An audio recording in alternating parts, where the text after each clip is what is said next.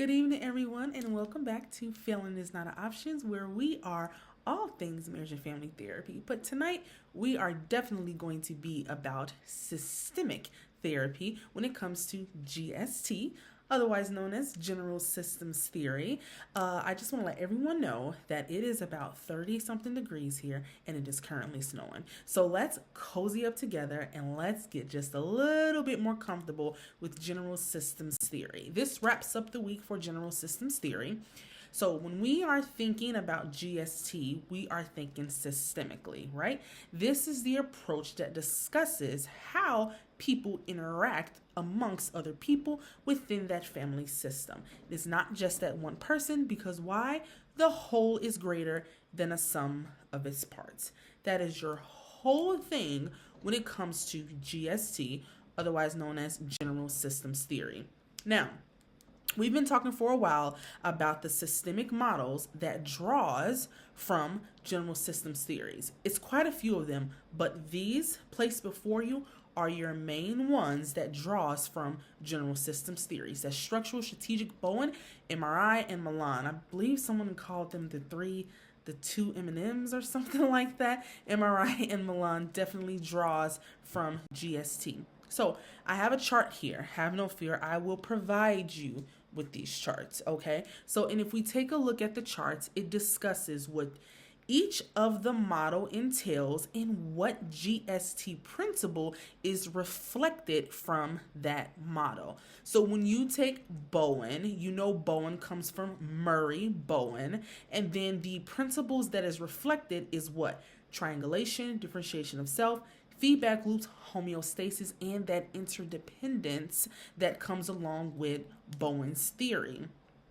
Now, how does GST appear in Bowen theory, right?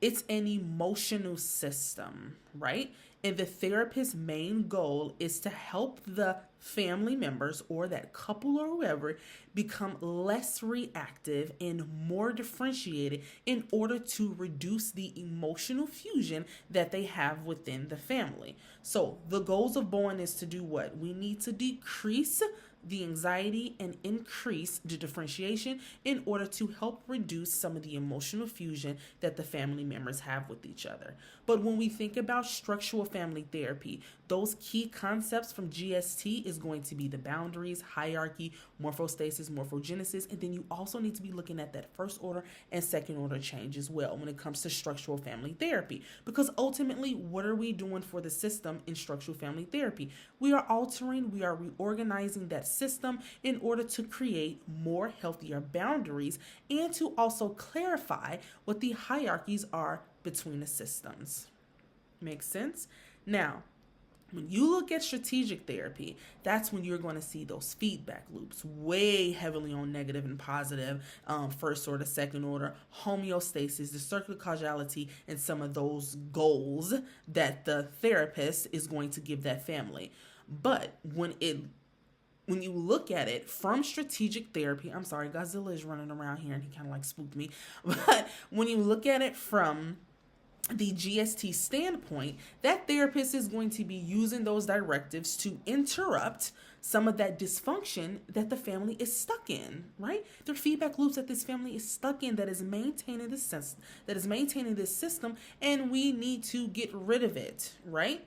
But when we think about Milan, that's your circular causality. Those are your feedback loops again. Second order cybernetics and the neutrality focus. And that focus is going to be on what? The family interactions by using those reframing to even using some of those positive connotations as well to disrupt some of those problems that they may have. But in Milan, it's more seemed as that problem that they have is serving a function. I'm not going to take too much of a deep dive in Milan and MRI because that's coming up for next week and I don't want to confuse anybody. But if you take a look at MRI, feedback loops, homeostasis, circular causality, first order, and that second order change is one of the bases of it. But realistically speaking, all of your systemic models that you see before you are all going to be focused on first order and second order change. It might not be as, what is this word I'm looking for? Obvious, more blatant with it, but they all do because that is a part of general systems theory, and each of these models draws from general systems theory. Now, next week, starting tomorrow, Monday, we are going to be starting with Milan, and we might mix Milan and MRI together to just get them both out of the way. So I'm not going to take a deep dive into it because I know people have a lot of questions when it comes to those theories. Now, these are some of your other models that are also influenced from general systems theory. Cybernetics is your foundational concept. That's where general systems theory comes from. You have contextual object relations, exponential, and ecological systems theory. Don't pay attention to ecological systems theory. It's not one of the models that we have to study, but it is one of them that draws from general systems theory. Okay, now, of course, I have a chart for us to look at again.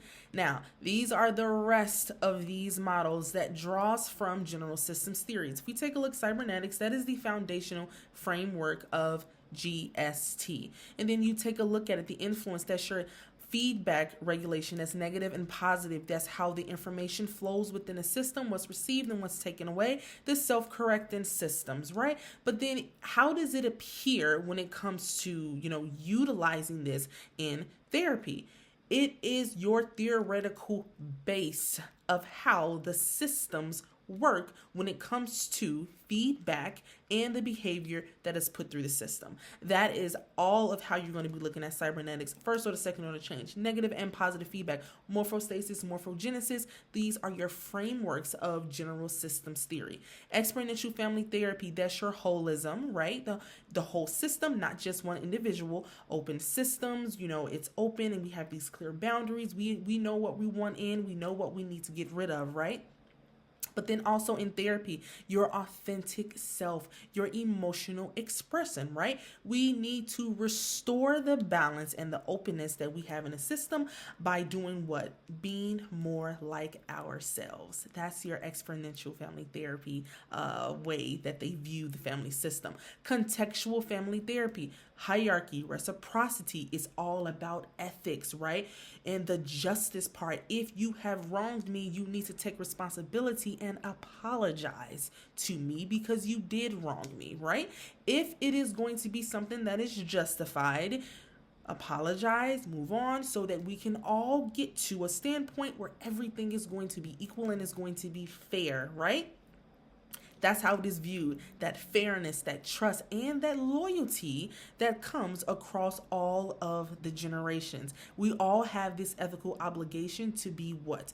To be respectful to one another. If we have wronged this person, then we need to apologize, take ownership over it, and then we need to move on. And then there's that ecological systems theory right there where it talks about the open systems, that's the micro system and the macro system. I did not really study that because this is more of like your larger environments like schools and the communities and stuff in which we live in. So I didn't really study this, but it is something to kind of like take a dive into if you do want to learn more information about it. Your psychodynamic therapies like object relations, that's your interconnected subsystems. Your caregivers, your objects, it's the internal and external systems that we have. And when we look at it, how it appears in therapy, how did what happened to us in the past is still currently impacting us in our present day. These are your models that draws from GST. So sometimes they may have questions like, it could be a structural therapy question, but it'll be like from like a structural therapy, how would they systemically do this? Don't think they're trying to confuse you or trip you up. It is the truth. Structural therapy draws from GST. Object relations and Bowen draws from GST. So don't be confused if you see something about triangulation in structural therapy. But yet it's also a part of Bowen because it comes from GST. Okay? Now, in therapy, when it comes to GST, the focus is, it's not so much as like, you're the problem. This one person is the problem. We need to consider this client in the context of the larger family or that social system. Again, that's the whole ecological standpoint that we're talking about. But we need to consider that client within the larger family system. It's just not that one person that's done something, right? But then when we take a look at identifying the client is not just an individual person. The client is the family as a whole, not just the individual that wanted to come to therapy in the first place. When we think about those interventions, the interventions that they're going to use, they're going to have to change the family interaction patterns. And also, we need to be improving some of those communication between those family members. Now, when you take a look at structural family therapy, think about some interventions of structural family therapy. How does a structural family therapist work with a family that has some communication issues between them, right? How does a structural family therapist work with a family that the hierarchies is not where they're supposed to be and you have a parentified child? That's how you think when it comes to GST and how it draws from structural family therapy. Do that with the rest of the other models so that you can make sense of it. Now, the goals is not just for the person that came to therapy, it's for the entire system. The entire system needs to improve their overall functioning, not just that identified patient who they seem to think is the symptom and the reason as to why they're in therapy in the first place. Everyone in that system plays a role. The whole is greater than the sum of its parts. Keep that in mind when you are always thinking systemically, especially when you are taking the MFT national exam. Now, we're going to do some of these key terms, and I know this is just going to be a repeat. We've been talking about these key terms for the past week now. We've been drilling it into each of our heads, so we should be able to just fly right through these. And again, from here on out, I have charts. I will provide the charts to each and every one of you. Holism, that is your whole is greater than the sum of its parts. No one person is the reason as to why you are in therapy in the first place, right? The family's overall dynamic cannot be understood just by looking at one person individually, because their interactions is going to create what? More patterns within the system. Open versus closed system. Your open systems exchange information. Closed systems resist it. They are isolated from the outside. What happens on the inside stays on the inside. We don't need anything from the outside, right? A family that is open to feedback is going to be able to grow more. But a closed system will resist that. Morphogenesis, a family that is open to feedback will be able to grow more with the changes that happen. A family that is closed will resist that. That's your morphostasis. Feedback loops, we've been digging these in the mug. Negative, positive. Negative feedback stabilizes the system. It is corrective. It maintains the balance. The positive feedback loop is going to amplify the change, and it can either lead to growth or it can lead to more chaos. Parents that are more likely to change discipline strategies when a child behaviors start to get worse, that's negative feedback once it corrects itself. You did this, now I'm going to punish you. You won't do it again. Negative feedback, it corrected itself. If there's escalation or arguments, once you've added that punishment, now that's that positive feedback, because it's going to lead to what? More arguing. It's not going to take it back. It's going to amplify it, right? Hierarchies. Your families, my families, is all composed of subsystems.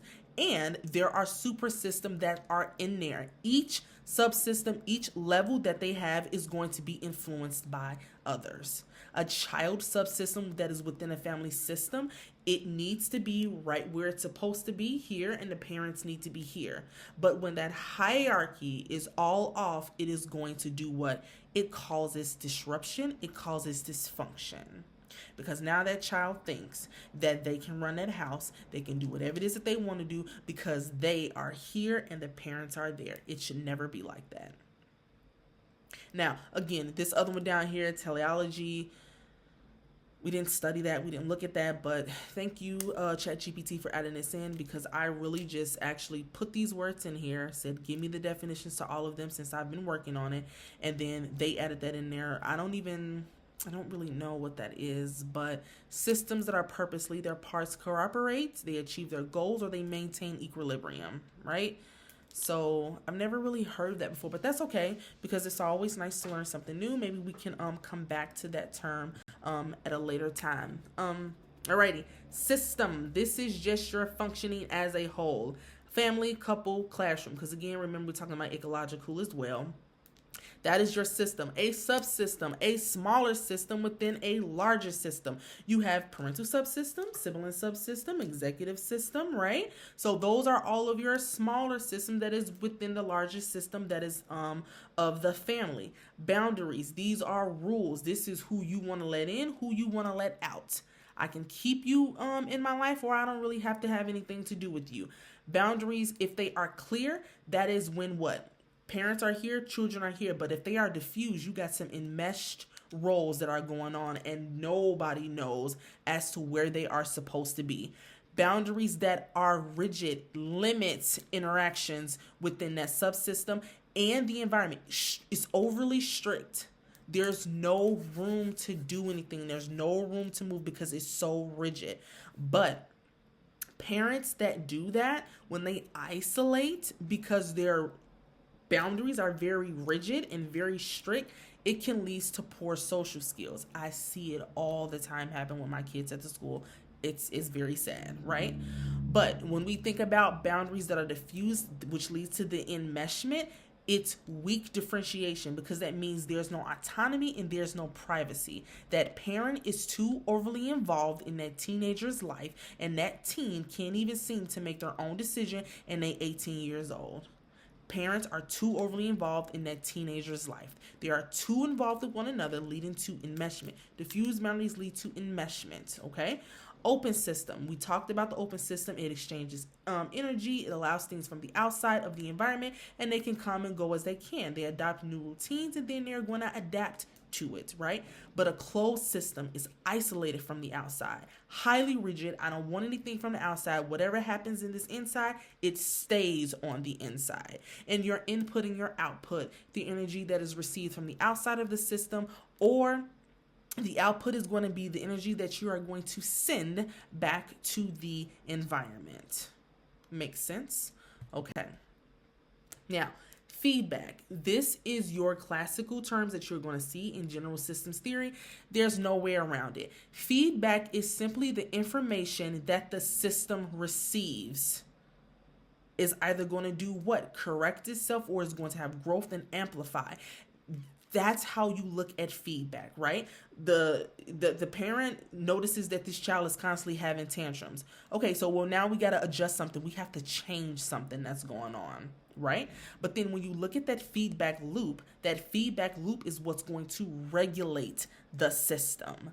The child is going to do what? Misbehave, and then that is going to trigger how the parent is going to respond. When the parent responds, that child is then going to respond, and the behavior might be changed. Rather, if it's going to be negative or positive, there is going to be a change with the feedback loop. Negative feedback, I've been drilling it in the ground. It deviates, it corrects itself, it maintains stability. A parent adjusts the punishment when a child misbehaves, and then the child is going to go back to the old patterns before they started to do what? Act out in the first place. But your positive feedback loop is going to amplify and is going to increase the deviation, and is going to either lead to change or escalation. Conflict that escalates in a marriage could possibly lead to separation. It's going to modulate itself. It's going to take it one up even higher. Homeostasis, equilibrium, balance, the system's way of maintaining the predictability. Parents argue less when the child mediates, the system maintains the balance. Morphostasis, this is the systems that is resistant to change. The family is going to stick to this. We just actually talked about this. The family is going to resist the therapist trying to help them and give them the more changes. Despite whatever they're learning in therapy, the family is going to stick to it. But with morphogenesis, that family is going to adapt and going to grow with the change. What they learn in therapy, they are going to start applying the patterns at home. That's morphogenesis and morphostasis. Entropy, the tendency toward disorder or decay that is in a system. That's that input, that energy that you receive, right? So when we're thinking about entropy, we need to be looking at that word. Tendency will always be there. So when you see entropy, just know it's the tendency that this family is doing to move towards the disorder or to decay what is occurring presently within that system. Makes sense? Okay, now this is our last chart that we're going to go over. Now we see here some of these words and terms that we also see from Bowen therapy. Differentiation of self, right? So when we talk about the differentiation of self, the separating the thoughts from the feelings, right? We can still be close to our family, but we still need to maintain our own identity while still keeping that emotional contact that we have within the system, right? The teen resists this peer pressure without anxiety or rebellion. I don't want that in my system. So I'm going to resist that peer pressure. I'm not going to be anxious about it, and I'm not going to be rebellious about it. It is what it is. I am going to maintain my own identity. Triangulation, the third party is drawn in when there's conflict. Classic example, the child mediates when the parent is arguing. There's no other way to look at it. Circular causality, reciprocal influence. Behavior is both a cause and effect. But if you pay attention to it, it's going to have a ping pong effect with each other. Parent yell, child's order. Parent escalate, child escalates. It's like on a ping pong. It's going to modulate itself up, right? Equal finality. Different paths can lead to the same outcome. The other opposite, equal potentiality. You're starting at the same point, but different outcomes at the end. Different path, same outcome. Same starting point, different outcome. That's how you think about that when it comes to those two. Subsystem roles is the typical functions within a system. You can have like the peacemaker, the enforcer, the caretaker. Sometimes when you take a look at that, I think there was a question that had complementarity roles that they were talking about. People have different roles within the family system when it comes to the interactions and how we communicate with each other. That sums up everything for general systems theory. So the thing about it is, one thing that we can take away from general systems theory is that what? It ain't just about the individual, it's about the whole system. Whenever you see any question, structural, strategic, Bowen, MRI, Milan, always think systemically. The whole key thing to this exam is thinking systemically. We are family therapists. Yes, we can do family therapy with the individual in the room. We most definitely can. But when you see those questions, your thing is we need to always be thinking systemically. Think about those subsystems, those hierarchies. Think about first order, second order change. What's going on in this family system right now? Is there something that is maintaining this system? Is there something that's amplifying? Is this system open? Is it closed? Is this system going to be open to doing things differently, to changing the way that they're looking at this and adapting to some of these new things? That's your morphogenesis I'm talking about. Or are they going to resist that change no matter how much you sit there as that therapist and telling them about this? That's that morphostasis, that negative feedback, right? That negative feedback loops that we've been drilling it in our brains. It is self-correcting. When I tell this kid, hey, you missed curfew at 9:30 and you came in at 10 o'clock, now you can't go out the next night. When that teen got that punishment, I bet you the next time that they went out, they came in at 9:30. That's negative feedback. But now, if I tell this teenager, oh, you came in at 10 o'clock, you know your curfew is at 9:30. But when I put them on punishment, and now that teenager is yelling at me, fussing at me, and then still went out even when I told them not to, now that's that positive. See, it then escalated. It then amplified within that system. When we think about that first order change, that's that superficial change in the system, same dynamic. It's just going to be temporary, right? You know, it worked for a little while, but then it went back to the way that it was. But when you think about second order change, it's working. She's still continuing to do the same thing. She came home every night at 10 o'clock. I don't have to ask where she is. I'm not sitting up waiting for her to come home at 10 o'clock because every day she is coming home at her curfew hour. Even though just 2 weeks ago, she was yelling and cursing and fussing at me. But now the entire system has been altered. It has been changed. There has been a shift.